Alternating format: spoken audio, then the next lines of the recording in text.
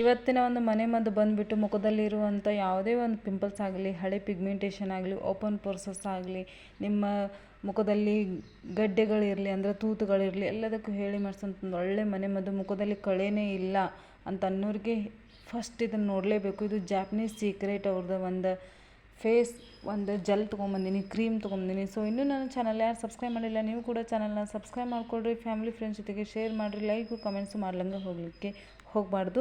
So ನಾ ಇಲ್ಲಿ ಬೆಂಡೆಕಾಯಿನ ತೊಗೊಂಡಿನಿ. ಅವನ್ನ ಚೆನ್ನಾಗಿ ಕಟ್ ಮಾಡಿಕೊಂಡು ಅದರೊಳಗೆ ಚಿಯಾ ಸೀಡ್ಸ್ ಆಮೇಲೆ ಅಗಸೆ ಬೀಜ ಹಾಕಿ ಸ್ವಲ್ಪ ನೀರು ಹಾಕಿ ಕುದಿಸ್ಕೊಂಡಿನಿ. ಜಸ್ಟ್ 2-3 ನಿಮಿಷ ಆದರೆ ಭಾಳ ಐತೆ. ಇದನ್ನೆಲ್ಲ ಚೆಂದಂಗೆ ಸೋಸ್ಕೊಂಡ್ಬಿಡ್ರಿ.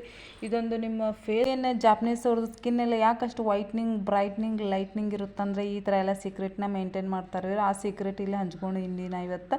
ಇದನ್ನೆಲ್ಲ ಸೋಸ್ಕೊಂಡು ಇದಕ್ಕೆ ಆಲೋವೆರಾ ಜೆಲ್ಲು, ಕೊಬ್ಬರಿ ಎಣ್ಣೆ, ಆಮೇಲೆ ಅವಕಾಡೋ ಆಯಿಲ್ನ ಹಚ್ಕೊಂಡು ನೀವು ಇದನ್ನು ನೈಟ್ ಪೂರ್ತಿ ಇದನ್ನು ಈ ಥರ ಹಚ್ಕೊಳ್ಬೋದು. ಸೂಪರ್ ಆಗಿರುತ್ತೆ. ಒಂದೇ ದಿನದ ರಿಸಲ್ಟ್ ಸಿಗುತ್ತೆ.